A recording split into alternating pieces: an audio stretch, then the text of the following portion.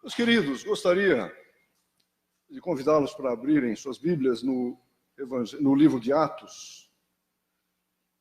Livro de Atos, nós vamos ler.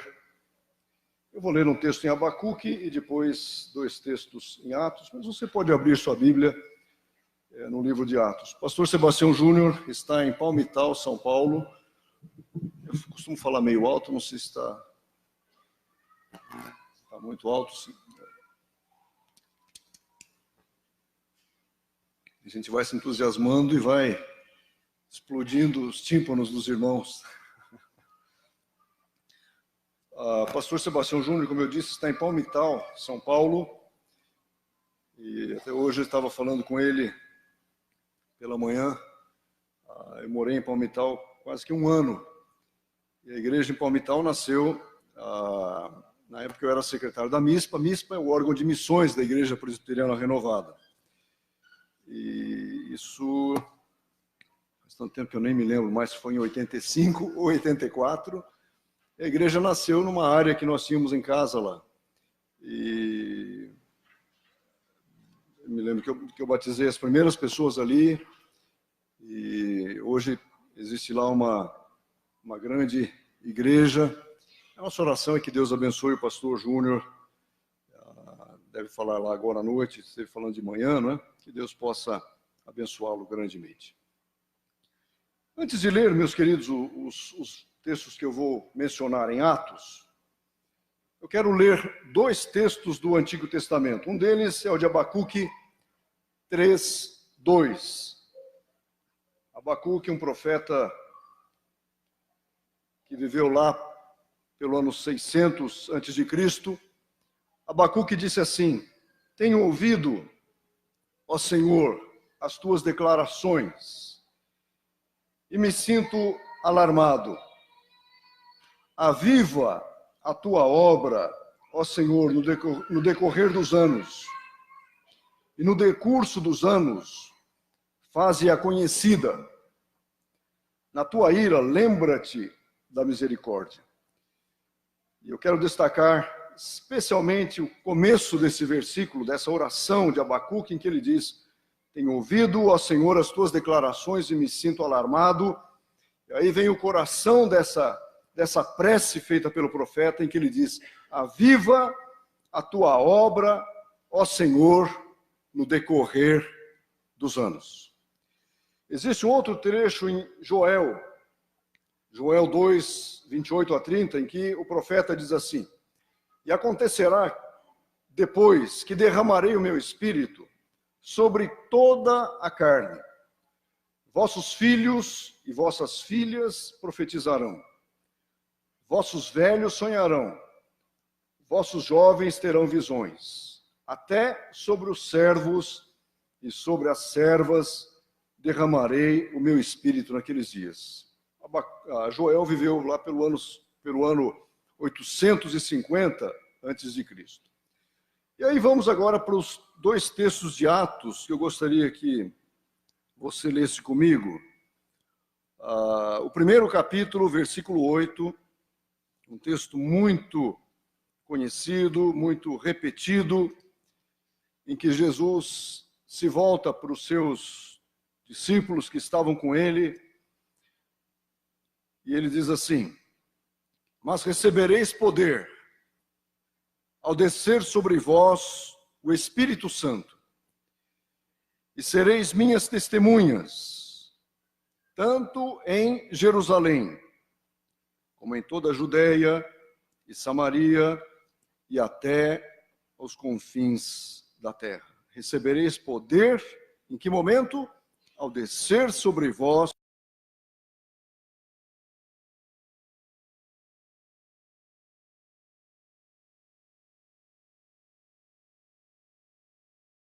quatro versículos, e neles o escritor de Lucas disse assim: ao cumprir-se o dia de Pentecoste, estavam todos reunidos no mesmo lugar.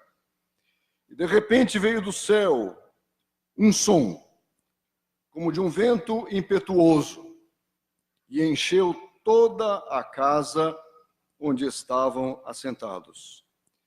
E apareceram distribuídas entre eles línguas como de fogo, e pousou uma sobre cada um deles. Todos ficaram cheios do Espírito Santo e passaram a falar em outras línguas, segundo o Espírito lhes concedia que falassem. Amém, meus queridos? Feche os seus olhos. Senhor, nós te agradecemos por estarmos aqui, como igreja do Senhor, nesta noite. Te agradecemos, ó Deus, pelo teu amor que nos chamou, que nos salvou. Te agradecemos, ó Pai, pelos cânticos que já foram entoados aqui. E agora pedimos, ó Deus, que tu fales conosco, Senhor, enquanto refletimos sobre a tua palavra. Que a bênção do Senhor seja derramada sobre os nossos corações, que sejamos edificados, Senhor, que ouçamos de fato a tua voz. É a nossa oração em nome de Jesus. Amém, Senhor. Amém.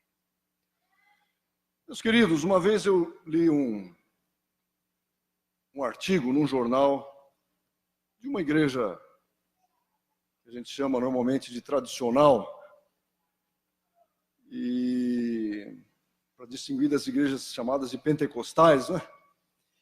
E nesse artigo, eu me lembro bem que o autor fazia uma afirmação interessante. Ele dizia assim: há uma necessidade urgente de avivamento nas igrejas pentecostais.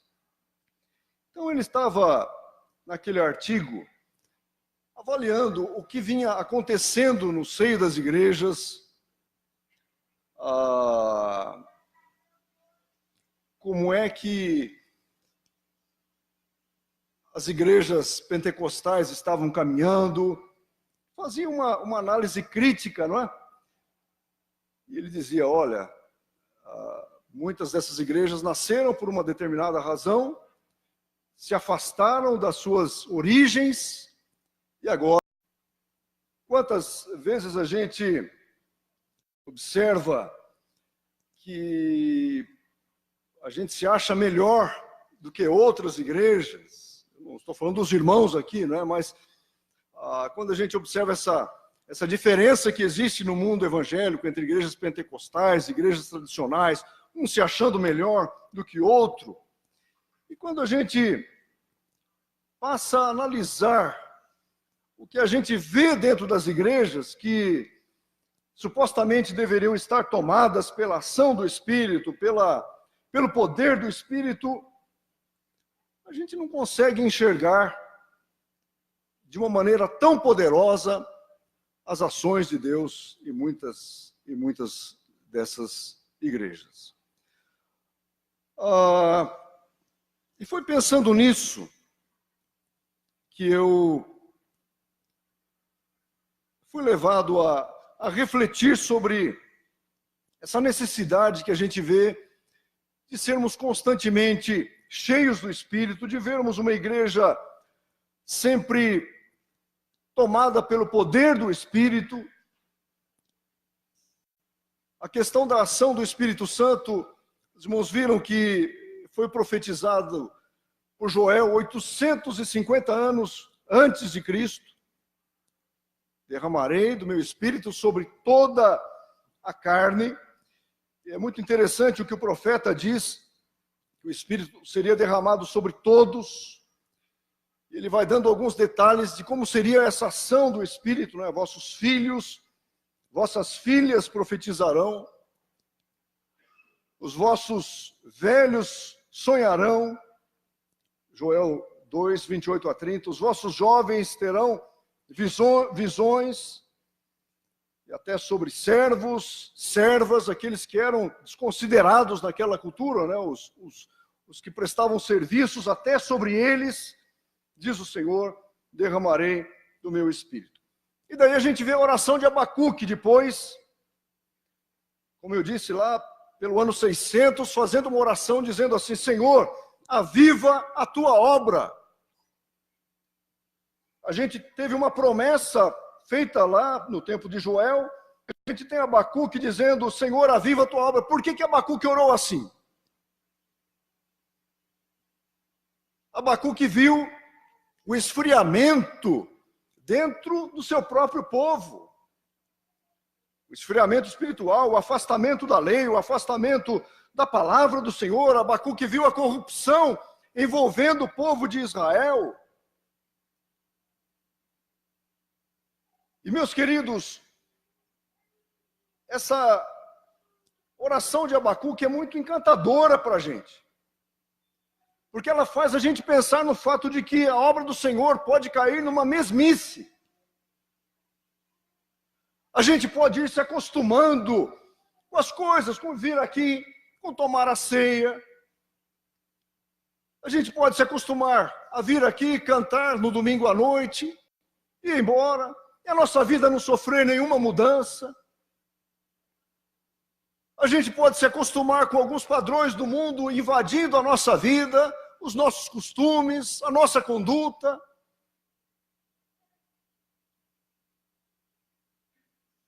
Eu estava lendo um livro que faz parte das versões católicas da Bíblia, chamado de Macabeus, tem 1º e 2º Macabeus, e ali fala muito de uma coisa chamada helenização, é quando o pensamento grego foi dominando, inclusive, a mentalidade judaica. E ele mostra ali como é que tantos judeus foram se curvando diante dos costumes gregos, do paganismo, e foram se esquecendo da lei, foram se esquecendo da palavra do Senhor. Eu ainda estava comentando com a Gisele, é uma coisa muito parecida que a gente vê na nossa cultura religiosa hoje, quer dizer, o poder do mundo é tão grande, as coisas vão mudando tanto, os costumes, que tantas vezes a gente vai se esquecendo de alguns princípios, a gente vai se esquecendo de algumas verdades tão básicas da palavra. E quando a gente vê, a nossa vida está sendo dupla. A gente é um pouco cristão e um pouco mundano. E aquela ação do Espírito Santo, que deveria ser tão poderosa na nossa vida, parece que vai ficando meio apagada. E você pode dizer, mas a gente pode fazer isso? Paulo, na sua carta aos Tessalonicenses, me parece, diz assim, não apagueis o Espírito. Tem uma tradução também que fala para a gente não desprezar a ação do Espírito. E, meus queridos, nesses momentos em que a gente terá aqui, hoje, compartilhando a palavra, eu gostaria de refletir um pouco sobre essa ação do Espírito Santo na vida da igreja, na nossa vida. E a primeira coisa para a qual eu queria chamar a sua atenção, é para a gente retroceder um pouquinho para o século passado, para o século XX. Eu não sei quem são os mais antigos aqui da igreja. Alguns eu já conheço, estão à minha esquerda ali, não é? Mas, meus irmãos, o século XX presenciou uma ação muito poderosa do Espírito Santo. As igrejas no século XX experimentaram uma ação muito poderosa. Não sei se os irmãos sabem, mas foi no comecinho do século passado, em 1906, que começou esse chamado movimento pentecostal moderno, lá nos Estados Unidos, uma rua chamada Rua Azusa. Havia um grupo de pessoas que lá se reuniam para orar, para buscar ao Senhor. Eram cristãos simples, sem muita escolaridade, mas gente que estava interessada em orar, em pedir a graça do Senhor. E o que aconteceu ali teve início esse chamado movimento pentecostal moderno. As pessoas foram despertadas para buscar mais ao Senhor, para proclamar o Evangelho. E quando a gente chega lá pelos anos 60, a gente vai vendo que as coisas começam a acontecer no nosso país. As igrejas históricas do Brasil, a igreja presbiteriana, viu o avivamento chegando nela. Nasceu a chamada Igreja Cristã Presbiteriana. A Igreja Batista presenciou o movimento de renovação espiritual, nasceu a Igreja Batista Renovada, a Igreja Metodista, nasceu a Igreja Metodista Wesleyana, a Igreja Presbiteriana Independente, nasceu a Igreja Presbiteriana Independente Renovada, que depois se uniu ao grupo que tinha saído da Igreja Presbiteriana do Brasil, e nasceu a Igreja Presbiteriana Renovada. E eu me lembro de que eu era garoto, eu nasci na Igreja Presbiteriana Independente, minha mãe era membro dessa igreja, e antes dos anos 70, 69, eu era uma criança, e eu vi algumas coisas diferentes acontecendo na igreja, não é? Aí começou esse movimento, algumas pessoas falando em outras línguas, e às vezes começavam a orar e cantar umas coisas meio diferentes, assim. O pessoal estranhava muito aquilo, mas a gente via muita gente se convertendo. Eu sou de Assis, e eu me lembro que em Assis havia 4 igrejas presbiterianas independentes, todas elas com muita gente, havia muitas conversões, havia muitos cultos feitos em praça pública, muita gente se entregando ao Senhor. Aliás, eu vi uma foto hoje, Canela, não sei onde vocês estavam, parece que era um lugar público, assim, o que era aquilo lá? Eu não era de hoje, mas eu vi, acho que foi no Instagram, numa chácara. Mas eu me lembro de muitos cultos que eram feitos em praça, nos mercados, etc. E quanta gente se convertendo e pessoas se voltando para o Senhor, as tradições sendo rompidas, os costumes, muitos costumes ficando para trás. E quando o Senhor começa a agir, meus irmãos, no meio da sua igreja, não há quem possa segurar. Muitas vezes a gente não entende o que Deus está fazendo. Muitas vezes a gente não compreende a ação do Espírito de Deus. E isso levou às divisões nessas igrejas históricas, porque não havia compreensão, não havia aceitação, e os grupos foram entrando num conflito e nasceram novas igrejas. Mas o fato é que muita gente se converteu, muita gente se entregou a Cristo, e houve de fato uma ação espetacular do Espírito Santo. Eu me lembro em Cianorte, encontros de avivamento que reuniam milhares de pessoas, muita gente. Isso tudo a gente viu acontecer depois dos anos 70. E assim é que nasceu a Igreja Presbiteriana Renovada, para aqueles que não conheciam essa história, não é? Foi fruto de avivamento, fruto da renovação espiritual, pessoas com uma vontade muito grande de se entregar ao Senhor, de fazer a sua obra. E a gente pode perguntar, mas o que é avivamento? Avivamento, meus irmãos, é a ação poderosa do Espírito Santo na vida do crente. Individualmente. Avivamento é a ação poderosa do Espírito Santo na vida da sua igreja, de modo a despertar cada um de nós e despertar a igreja para viver um cristianismo que vai impactar a nossa sociedade. Avivamento é um movimento de transformação, de santificação, de desejo de proclamar a palavra. E agora, se a gente voltar um pouquinho para o século XVIII, a gente vai ver o período chamado na história da igreja como o período dos grandes avivamentos. Não sei se os irmãos já ouviram falar sobre isso, né? Mas isso acontece, o chamado grande avivamento acontece nos Estados Unidos a partir do ano de 1734, então século XVIII. Acontecem as primeiras manifestações, né? Um grande pregador dessa época chamava-se Jonathan Edwards, um homem que pregava de uma maneira poderosa.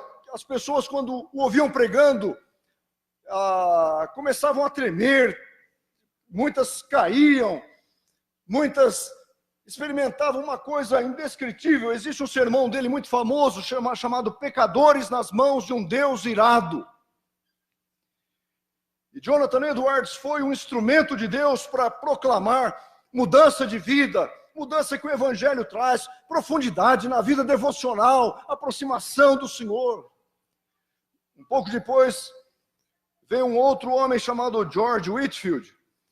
E os sermões dele também trouxeram muitas conversões, muito sentimento de arrependimento, lágrimas. Isso tudo lá no século XVIII, os pastores, não é, que eram tomados por esse poder, começaram a pregar com muita intrepidez, havia muitas conversões nas cidades, nos vilarejos. E os que se opunham a eles diziam assim: olha, vocês estão ferindo as tradições das nossas igrejas anglicanas, presbiterianas, congregacionais.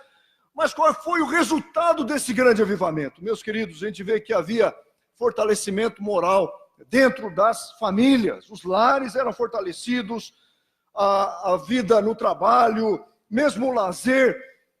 Houve transformação em todos os aspectos. As pessoas eram dedicadas, passaram a se dedicar à obra missionária entre os índios. As igrejas foram crescendo. E a notícia de que naquela época, numa população de 300 mil habitantes, veja bem, converteram-se entre 30 e 40 mil pessoas, foram fundadas 150 novas igrejas. Será que a gente pode explicar isso naturalmente? Não pode, meus queridos. Só quando o Espírito de Deus age é que é possível acontecer isso. Conversões, gente querendo espalhar a palavra, divulgar a palavra, gente querendo uma vida mais próxima de Deus. E agora, meus queridos, a gente se volta para o texto que a gente leu. Jesus, ele conversa com os seus discípulos e ele diz assim para eles: recebereis poder ao descer sobre vós o Espírito Santo. E sereis minhas testemunhas tanto em Jerusalém, como em toda a Judeia e Samaria e até os confins da terra. Em Lucas, no Evangelho de Lucas 24:49, Jesus disse para os discípulos dele assim: vocês não saiam de Jerusalém, até que a promessa da vinda do Espírito se cumpra na vida de vocês. E lá eles ficaram vários dias orando, obedeceram o que o Senhor havia dito. E quando Jesus está aqui para ser levado aos céus, ele diz: vocês vão receber poder, sim, quando o Espírito de Deus vier sobre vocês. E agora a gente vai para o capítulo 2 que nós lemos, e esse capítulo diz assim que quando se cumpre o dia de Pentecostes, todos estavam reunidos, e cumpre-se então a palavra de Jesus. Houve um som como de um vento, que encheu toda aquela casa, apareceram línguas distribuídas entre eles como de fogo. Versículo 4, todos ficaram cheios do Espírito, passaram a falar em outras línguas, segundo o Espírito lhes concedia que falassem. E todo mundo estranhou aquele movimento que você observa dos versículos 5 até o versículo 13. Porque eles não compreendiam o que estava acontecendo, porque os que estavam ali eram de diferentes regiões, e eles dizem: como é que a gente está ouvindo esse pessoal falar na nossa língua das grandezas de Deus? E outros diziam: eles estão embriagados, disse no versículo 3. Então, meus irmãos, como é que acontece avivamento na nossa vida? Como é que acontece avivamento na nossa igreja? E uma das coisas que a gente tem de aprender, meus irmãos, é que avivamento é fruto da ação da palavra de Deus na nossa vida. Isso é fundamental. Uma das coisas que eu queria que você memorizasse: avivamento é fruto da ação da palavra de Deus na nossa vida. Nós não vamos ler aqui, mas se você olhar para o segundo livro de Reis, capítulo 23, você vai ver que o povo de Israel estava imerso no pecado, na época do rei Josias. Haviam se esquecido completamente da lei do Senhor, da palavra do Senhor. E de repente, numa reforma que estava fazendo lá, encontraram o livro da lei. Encontraram a palavra de Deus e trouxeram para o rei. E quando o rei começou a ler, Diz o texto bíblico que ele rasgou as suas vestes. Ele falou, a gente não pode continuar vivendo da maneira como estamos vivendo. Temos de abandonar essa vida de pecado, essa vida de afastamento do Senhor. E diz a palavra que, na época de Josias, houve um grande retorno ao Senhor, um grande avivamento, exatamente como fruto da ação da palavra de Deus. E a gente pergunta agora, quanto tempo a gente dedica a conhecer a palavra de Deus? Quanto tempo do nosso dia a gente dedica à leitura das Escrituras? Às vezes eu conheço algumas pessoas, vou pedir para alguém orar por mim, para ver se Deus fala comigo, etc, etc. Mas a primeira palavra de Deus para a sua vida está aqui. E nós temos que dedicar tempo a essa palavra, porque ela tem um poder transformador muito grande. Ela coloca limites para a nossa conduta. Quando uma situação de pecado aparece diante de nós, nós dizemos não, porque o Senhor condena tal comportamento. Aí começa o avivamento. Quando a palavra de Deus vai entrando no nosso coração e começa a mudar a nossa vida. Outra verdade que a gente aprende, e aqui com o livro de Atos agora, avivamento é fruto de oração. Os discípulos permaneceram em Jerusalém orando para que a palavra de Jesus se cumprisse na vida deles. Quando o Espírito veio, o que eles estavam fazendo? Estavam orando, estavam reunidos orando. E meus irmãos, todos os grandes avivamentos da história, eles foram precedidos de muita oração. E se você quer ver avivamento na sua vida, se você quer ver avivamento neste lugar, o que a gente precisa fazer? Orar. Porque pela nossa força a gente não consegue fazer nada. A gente precisa pedir para Deus derramar sobre nós sempre mais do seu Espírito. Espírito, meus irmãos, que às vezes a gente imagina que seja uma força. Não, o Espírito de Deus não é uma força. O Espírito de Deus é uma pessoa da Trindade. Pai, Filho e Espírito Santo. Jesus disse, eu vou, mas eu vou enviar quem? O Consolador, que estará sempre com vocês. E ele vos fará lembrar de tudo o que eu vos tenho dito. Amém, meus queridos? Mas como é que vive uma igreja cheia do poder do Espírito? Eu queria destacar aqui, tanto na vida pessoal do crente, como na vida da igreja. Quando a gente está com a vida cheia do Espírito de Deus, meus irmãos, a vida cristã tem um novo sentido para a gente. Muitas vezes a gente vive uma religiosidade nominal, quer dizer, vazia. E eu conheço muita gente assim, é aquele compromisso religioso. Tem que ir para a igreja para bater ponto. Quantas pessoas você conhece que são assim, eu tenho que ir, se eu vou de manhã não preciso à noite, se eu vou à noite não preciso de manhã, assim. Quanta gente que cultiva uma vida de rituais, pratica tal ato porque aprendeu, porque o pai ensinou, porque o avô ensinou, porque é daquele jeito e acabou.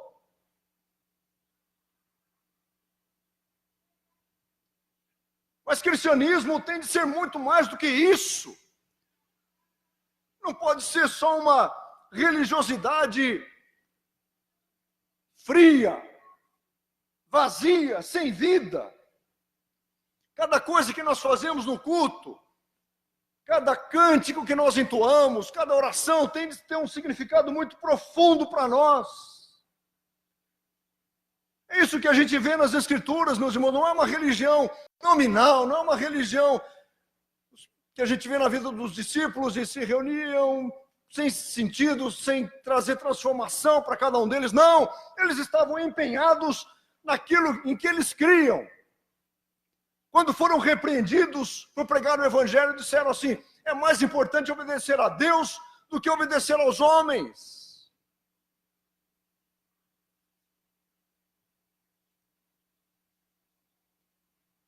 Aquele que experimenta avivamento na sua vida, ele vê a vontade do Espírito de Deus se sobrepondo à sua própria vontade.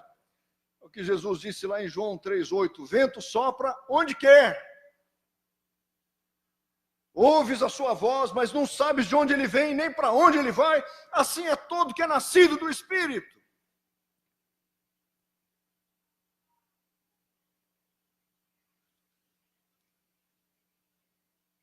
Existe a história de um missionário que foi para China, ou Índia. Me lembro um desses dois. Um inglês. E era sapateiro em Londres. E ele sentiu o chamado de Deus para a sua vida. E foi para o campo missionário. E fez um trabalho espetacular. Existe um filme que se chama Uma Luz na Escuridão, se eu não estou enganado. E tem no YouTube, inclusive, que conta a história desse missionário. Eu não anotei aqui porque me veio à memória agora. Mas uma história belíssima de como é a vida daquele que é nascido do Espírito. Daquele que está disposto a deixar todos os seus interesses pessoais para cumprir aquilo que Deus coloca no seu coração. Existe um livro chamado Por Esta Cruz Te Matarei, que também conta a história de um missionário que deixa os Estados Unidos, vem trabalhar com algumas tribos aqui na América do Sul. Uma história lindíssima. Se um dia você achar esse livro, compre. Por Esta Cruz Te Matarei. Que mostra exatamente isso, como é que a nossa vida pode ser tão mudada quando o Senhor fala conosco, quando o Senhor muda os direcionamentos da nossa vida. Será que estamos prontos para isso, meus irmãos?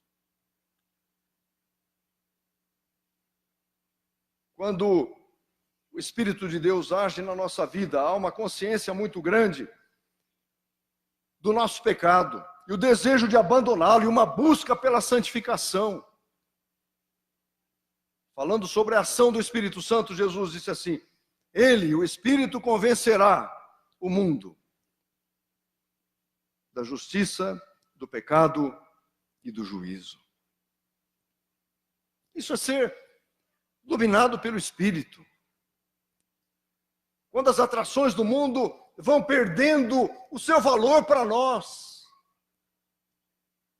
e a gente vai vendo muito mais valor naquilo que o Senhor colocou diante dos nossos olhos.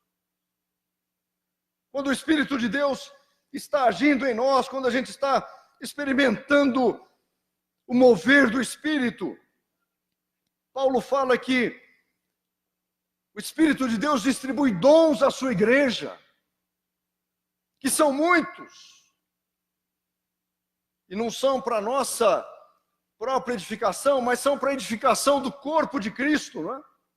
Isso Paulo fala lá na primeira carta aos Coríntios, capítulo 12, versículos 7 a 11. Quando o Espírito de Deus vem sobre nós, nós mostramos no nosso viver o fruto do Espírito. E Paulo fala que são amor, alegria, paz, longanimidade, benignidade, bondade, fidelidade, mansidão, domínio próprio. É assim que nasce avivamento, meus irmãos. Primeiro, mudança na nossa vida. Mudança na nossa conduta. Mudança na nossa linguagem. Mudança na nossa maneira de encarar a vida. Mudança porque a gente vai abandonando o pecado. Mudança porque a gente quer se aproximar mais de Deus e fazer a vontade dEle. Será que estamos dispostos a isso? na vida da igreja? Como é que a gente vê avivamento na vida da igreja? O que Jesus fala aqui? Que o Espírito viria e sereis minhas testemunhas. Quando há avivamento, meus irmãos, a gente vê que há despertamento evangelístico. É o desejo de falar de Jesus, desejo de falar do seu amor, de falar da sua bondade, de falar do seu poder transformador. Isso a gente faz às vezes pela nossa mera conduta. As pessoas observam que nós somos diferentes. O que aconteceu com você? A gente conta a nossa experiência e a gente vai vendo pessoas sendo mudadas. Mas nós temos desejo de contar que o Senhor pode transformar. E é isso que a gente vê que acontece em Atos. As pessoas pregavam o Evangelho, as pessoas anunciavam que Jesus era o Salvador. Outra verdade que a gente vê aqui no livro de Atos é que havia uma pregação acompanhada de sinais. Se você olhar para o capítulo 5, versículo 12 de Atos, diz assim: muitos sinais e prodígios eram feitos pelo povo, pelas mãos dos apóstolos. E costumavam todos reunir-se de comum acordo no pórtico de Salomão. Versículo 14 de Atos 5 diz assim: e crescia mais e mais a multidão de crentes, tanto homens como mulheres, agregados ao Senhor, a ponto de levarem os enfermos até pelas ruas e os colocarem sobre leitos e macas, para que ao passar Pedro, ao menos a sua sombra se projetasse em alguns deles. Vinha muita gente das cidades vizinhas de Jerusalém, levavam doentes, atormentados de espíritos imundos, e todos eram curados. Então a gente crê que tudo isso pode acontecer. E a gente tem de orar para que Deus faça isso também, porque o Evangelho é o mesmo. O poder é o mesmo. Mas será que a gente está orando para isso? Será que a gente está crendo que isso é uma verdade que pode acontecer? Será que nós estamos nos colocando na mão do Senhor para que Ele nos use como instrumentos dEle para fazer essa obra? Em que evangelho nós cremos? Será que a gente acredita que isso era só lá para o primeiro século ou pode acontecer hoje?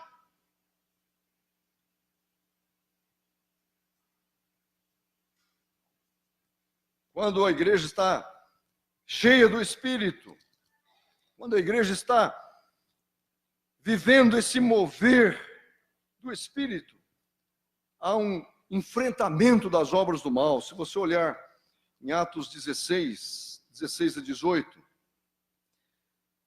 há uma narrativa aqui de Paulo que vai para um lugar da oração, vem uma jovem, versículo 16, possessa de espírito adivinhador. Veja bem, uma jovem possessa de espírito adivinhador, a qual adivinhando dava grande lucro aos seus senhores. E ela não estava falando nenhuma mentira. Olha o versículo 17. Seguindo a Paulo e a nós, clamava, dizendo: estes homens são servos do Deus Altíssimo e vos anunciam o caminho da salvação. Ela estava dizendo uma verdade.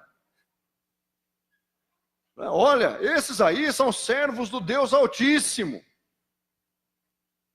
e vos anunciam o caminho da salvação. E foi por muitos dias.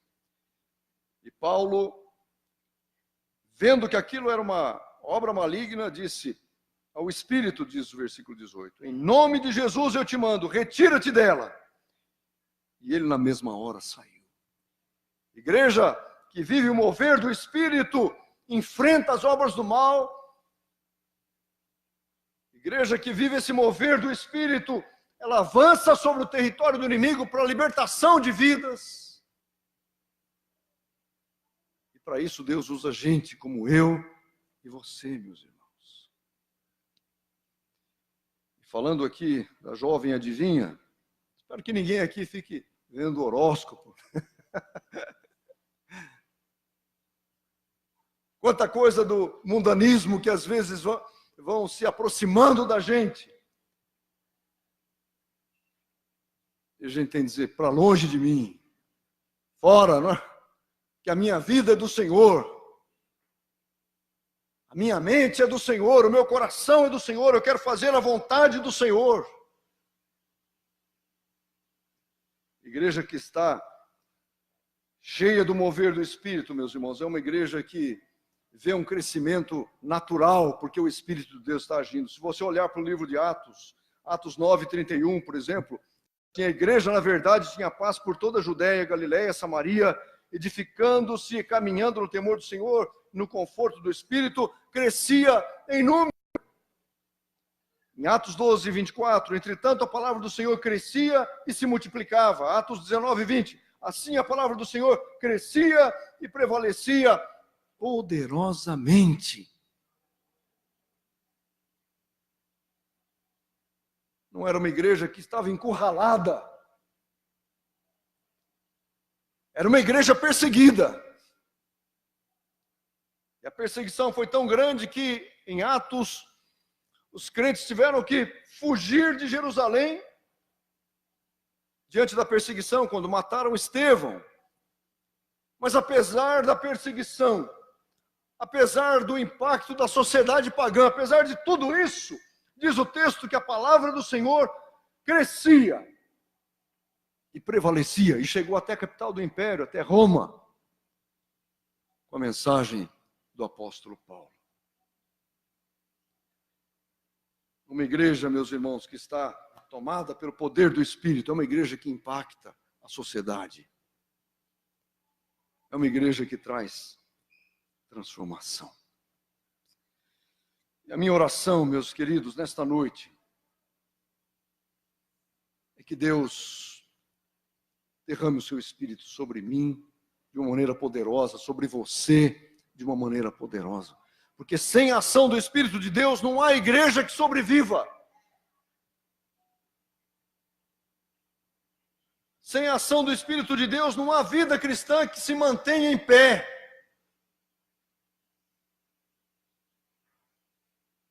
Sem a ação do Espírito Santo de Deus, a gente vira as costas para o Senhor e dá lugar para o mundo na nossa vida.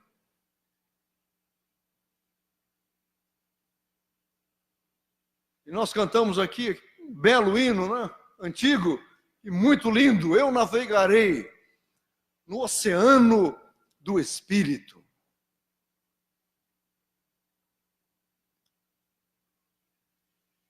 Será que a gente quer ser, meus irmãos, como aquele que é nascido do Espírito?